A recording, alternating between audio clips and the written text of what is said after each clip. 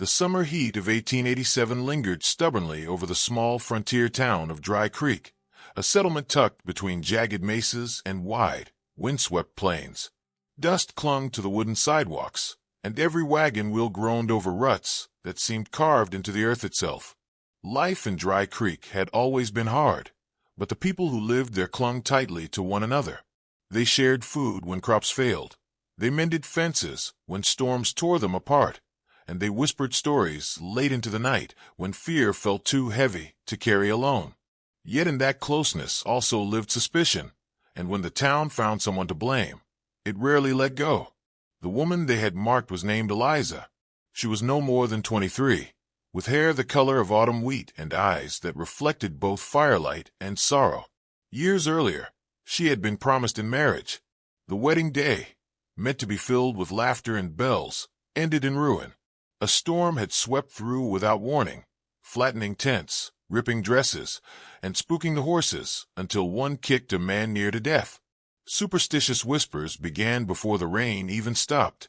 They said it was Eliza's presence that had invited the calamity. Her groom fled that same night, vanishing from town with not so much as a farewell. By morning, the first cruel name had been spoken: the cursed bride. Names stick faster than truth. For 6 years, Eliza lived beneath that shadow. If a cow fell sick, the blame found her. If a child broke a bone, mothers warned one another not to let Eliza near. She carried herself with quiet dignity, but each step down the main street felt like walking against the weight of every accusing gaze. She dressed plainly, spoke sparingly, and gave no one reason to fear her.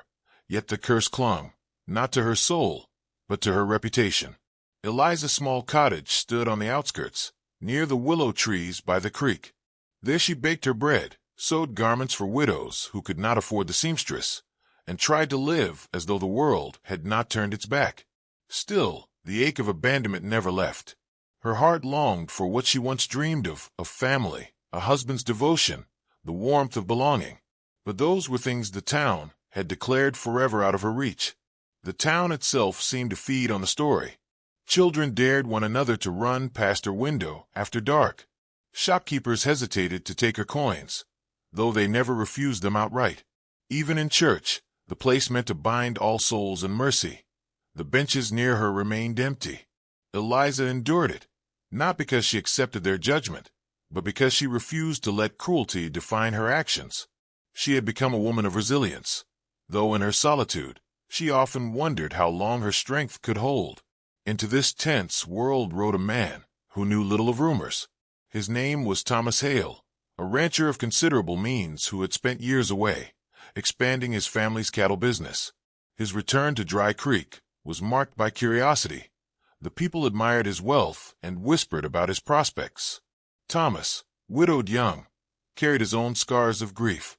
Unlike many men, he did not hunger for control or simple entertainment.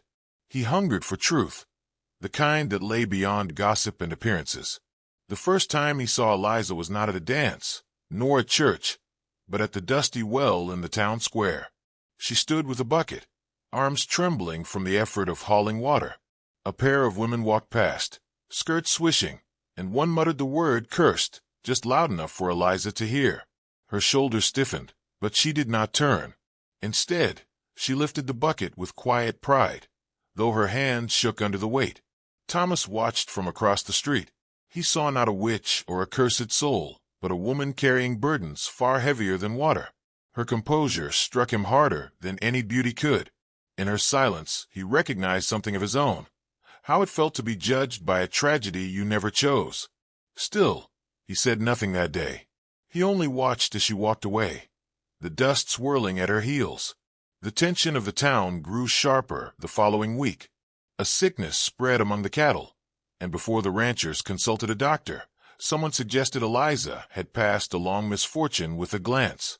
The gossip rolled through the tavern like spilled whiskey. By evening, everyone had a story to tell: how Eliza had walked past their field, how her presence coincided with rain or illness or loss. None of it bore truth, yet all of it gained power. That night, Eliza stood at her window as lantern light flickered in distant homes. She heard the laughter of families through open doors, the hum of voices that would never welcome her in.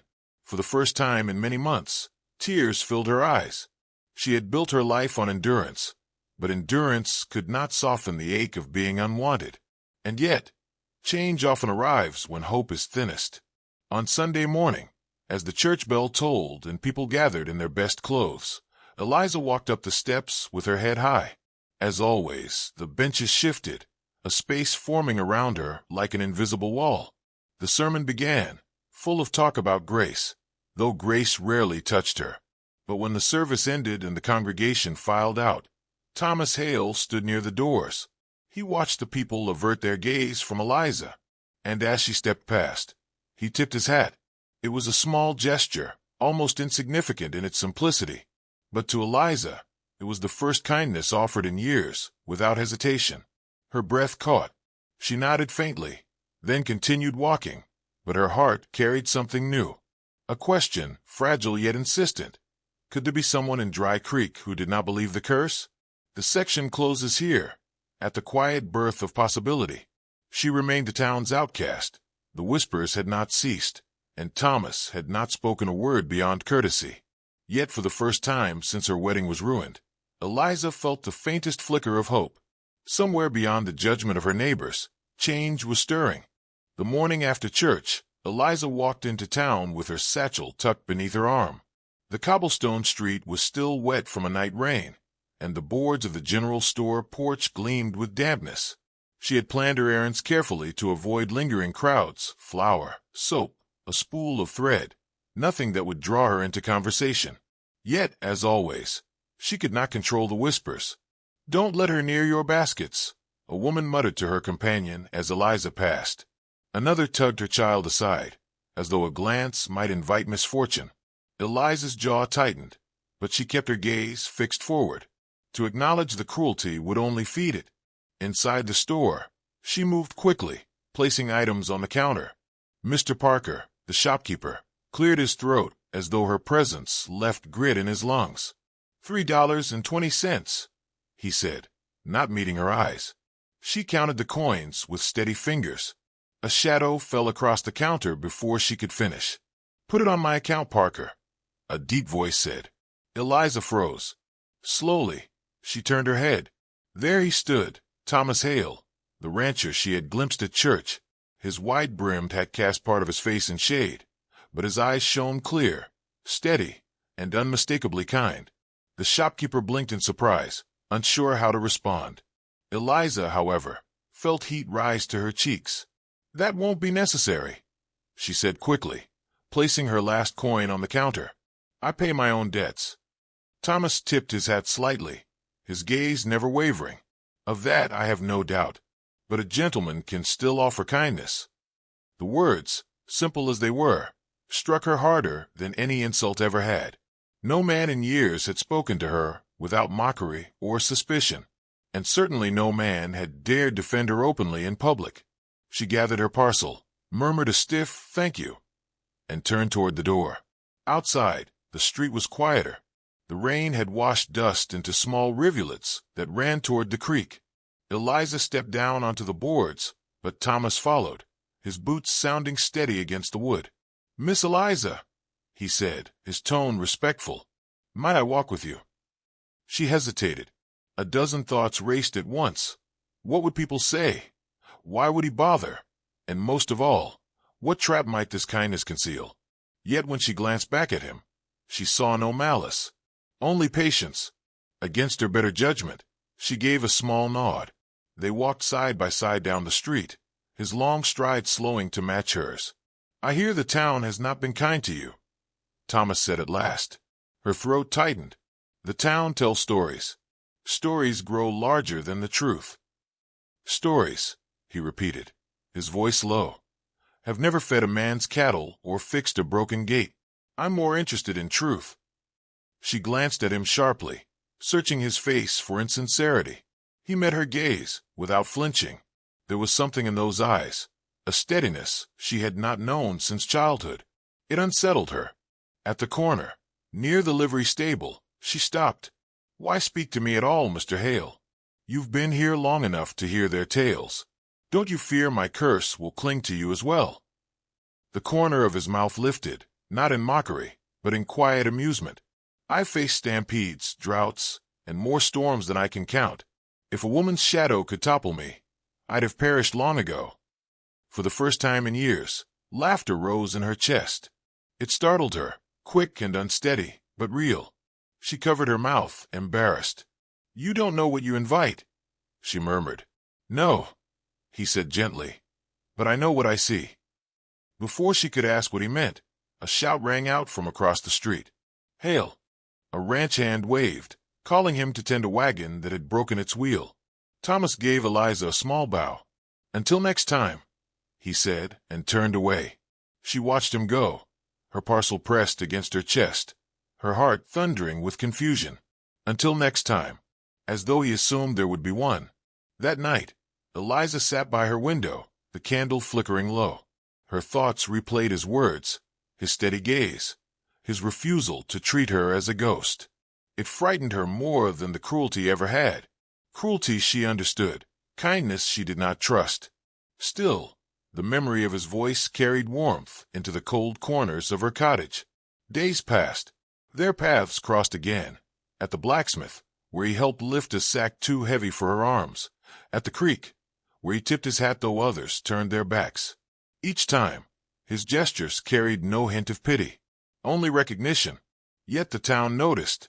Whispers grew sharper. "He'll regret it." Someone sneered. "She'll ruin his ranch." Another muttered, "Mark my words, nothing good comes of her company."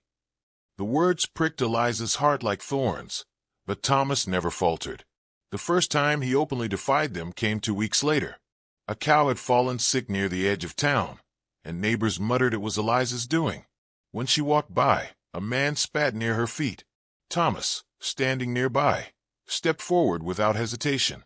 "That'll be enough," he said, his voice low but firm. The crowd stilled. "Blame the weather, blame poor feed, blame whatever you wish.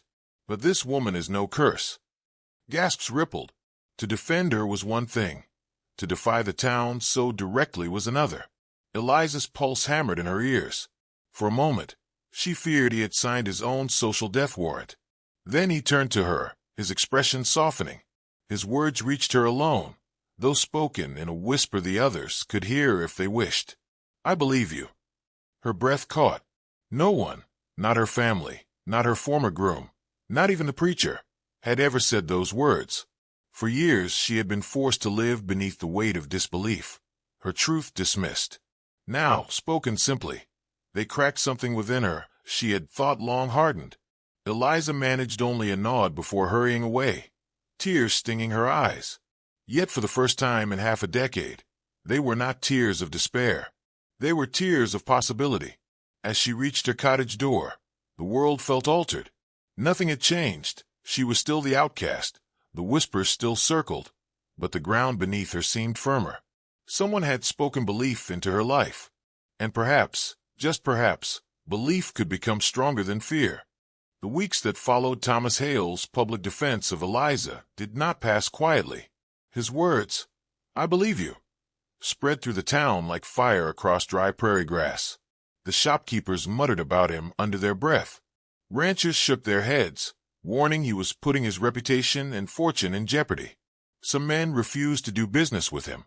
Women, once eager to exchange pleasantries, now crossed the street when he approached. But Thomas did not waver. If anything, his resolve sharpened. Every chance encounter with Eliza, be it at the market, by the well, or near the post office, he greeted her with respect, as though nothing in the world was more natural. To Eliza, his constancy was both balm and burden. Balm, because it eased the ache of isolation she had carried for years. Burden, because she feared his loyalty might break under the weight of the town's judgment. One late afternoon, she stood outside her cottage, arms full of firewood, when Thomas arrived on horseback. The golden light of sunset stretched long across the fields. His presence filled the air with quiet authority, as though the land itself recognized him.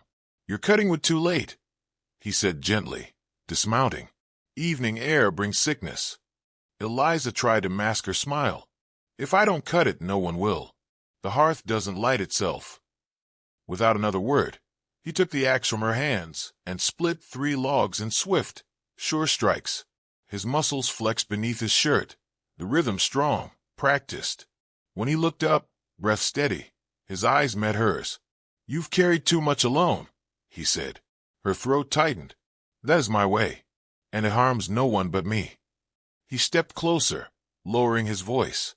"It harms me, Eliza, to see you bear what others should never have placed upon your shoulders." The words pierced her defenses. She turned away, blinking hard against the tears that threatened. For years she had survived by silence, by walling off her heart. Now, under his gaze, the stones of that wall shifted, but the world beyond her cottage was not so easily softened. The following Sunday, when she walked into church, whispers hissed louder than ever. One woman leaned close to her neighbor and whispered deliberately, "She's ensnared him already, just like her poor fiancé years ago." Eliza stiffened. The memory of her betrothed, who had abandoned her on the morning of their wedding, branding her cursed, still haunted her. She had lived with the echo of that betrayal in every glance, every whisper, and now they claimed she was weaving the same spell over Thomas. She sat in her pew, hands clenched, pulse racing. When Thomas entered moments later and sat beside her, gasps rippled across the room. Some turned away in disapproval, others in shock. The preacher faltered mid-prayer, his words stumbling before regaining rhythm. For Eliza, the act was both a gift and a test. To sit beside her, in full view of the town, was to declare allegiance. But what if his allegiance cost him everything? That evening, she confronted him by the creek. The water glimmered with starlight, the air heavy with the scent of damp earth. "You mustn't keep doing this," she said, voice trembling. "The town will turn on you. They already have. I can endure their scorn, but you, your ranch, your livelihood, why risk it for me?" Thomas leaned against a boulder, arms crossed. His silhouette loomed strong against the night sky. "Because truth matters more than whispers, and because you matter more than both." Her chest ached. "I am not what they say, but I am not free of scars either. You deserve someone unmarked, someone welcome at every table." His voice softened. "Eliza, scars are proof we've endured. My body carries them from storms, from battles with wild stallions, from work that near broke me. Why should your scars, seen or unseen, make you less worthy of love?" The word love caught her breath. No man had dared speak it to her since her betrayal. She looked at him, eyes glistening. "And if I told you I still hear their words when I close my eyes? That sometimes I almost believe them myself." Thomas stepped forward, gently taking her hand. His touch was warm, grounding. "Then I'd remind you until you remembered again. I'd whisper, 'I believe you' every day, until the echo of their lies faded." For the first time, Eliza allowed her fingers to tighten around his. It was not surrender, but something more fragile, trust beginning to grow. Yet, transformation never comes without trial. The very next week, a storm tore across the prairie. Fierce winds flattened fences. Rain turned roads to rivers, and cattle scattered. Thomas rode into the tempest, leaving his men to guard the ranch, determined to rescue strays, caught near the riverbed. Eliza, watching from her window, prayed silently for his safety.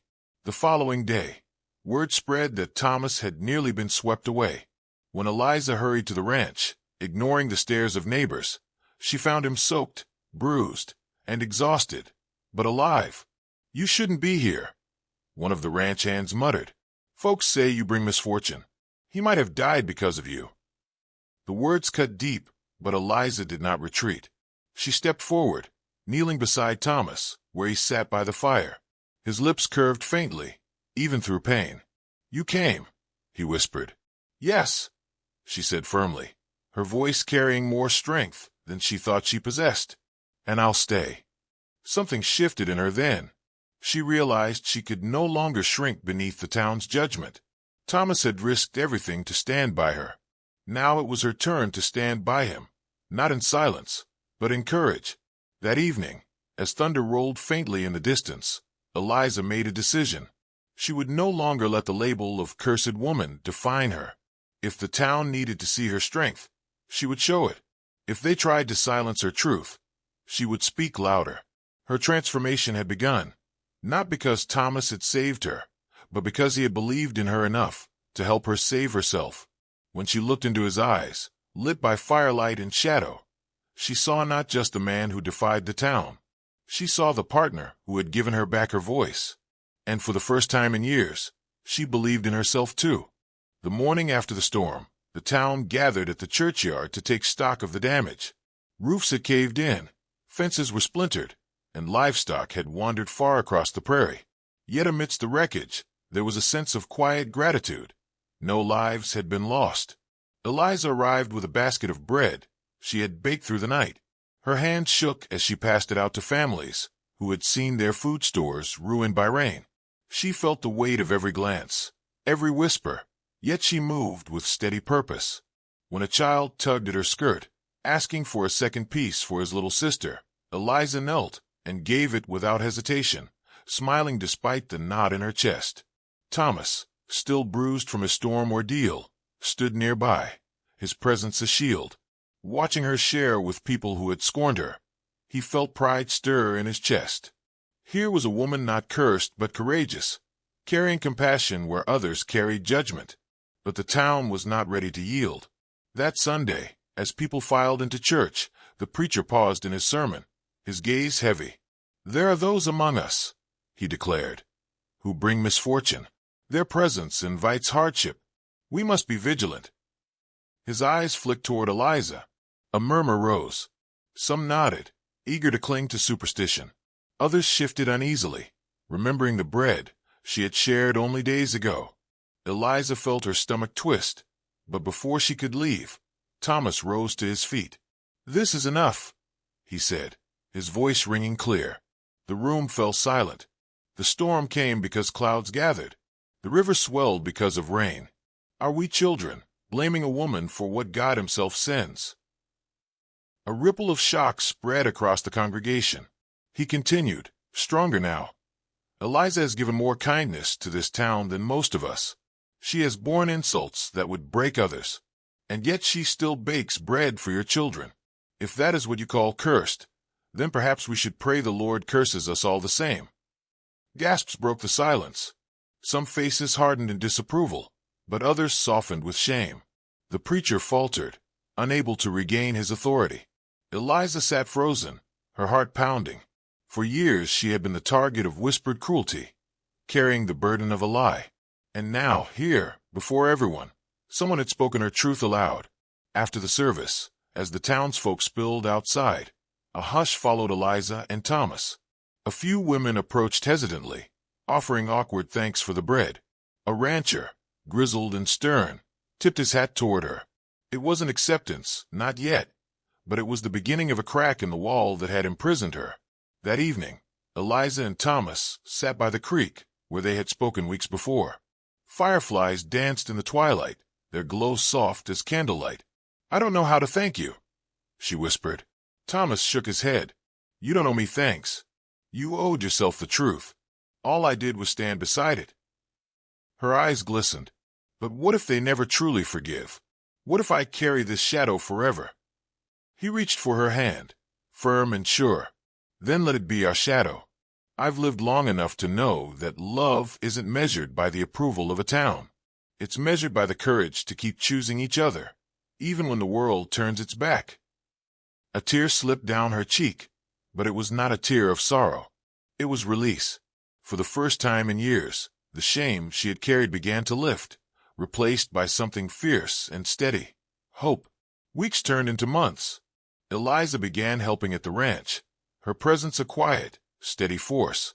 She mended clothes for the hands, cooked meals when storms delayed supply wagons, and read aloud to the children who visited with their families. Slowly, suspicion gave way to gratitude. One day, an elderly widow approached her with trembling hands. "I judged you harshly," she admitted, "but I was wrong. You've done nothing but good. Forgive me." Eliza's throat closed, but she managed a small nod. It was not the entire town, but it was enough to show her that change was possible, one heart at a time. In the spring, Thomas asked her to walk with him to the top of the ridge, where his ranch stretched wide beneath the open sky. The grass was green, wildflowers painting the hillsides with bursts of color. I built this land to last, he said quietly. But what's the use of it if I walk it alone? Eliza's breath caught. I know you've been broken before, he continued, but I don't see you as cursed. I see you as stronger than anyone I've known. Eliza, will you be my partner? Not just in this land, but in life. Her hands trembled as she pressed them to her chest. The girl who had once been abandoned at the altar, branded cursed, had never imagined such words could be spoken to her again. Yet here they were, steady and real, carried on the wind of a man's unwavering belief. Yes, she whispered, her voice catching. Yes, I will. Thomas's smile was quiet but sure, as though he had known her answer all along. Their wedding, simple and unadorned, took place beneath the wide sky, with a handful of neighbors gathered. Not everyone came. Some still clung to superstition, but those who did stand beside them did so with open hearts, and for Eliza, that was enough. When the vows were spoken and Thomas took her hand, she felt the weight of years lift from her shoulders. No longer a cursed woman, no longer the abandoned bride. She was a wife, a partner, a woman seen and cherished for who she truly was. As the sun dipped below the horizon, painting the prairie gold, Eliza looked out over the land and the people who had once despised her. She knew the road ahead would not always be smooth, but she also knew she would walk it without shame, without silence. For she had learned the greatest truth of all. One person's belief can break the chains of many lies. Moral of the story. The tale of Eliza teaches that society often condemns what it does not understand, branding the innocent with cruel labels. Yet love and truth, when spoken with courage, hold the power to transform both individuals and communities. True strength is not in avoiding scars, but in carrying them with dignity. And sometimes, all it takes is one unwavering voice saying, I believe you, to restore a life long overshadowed by doubt.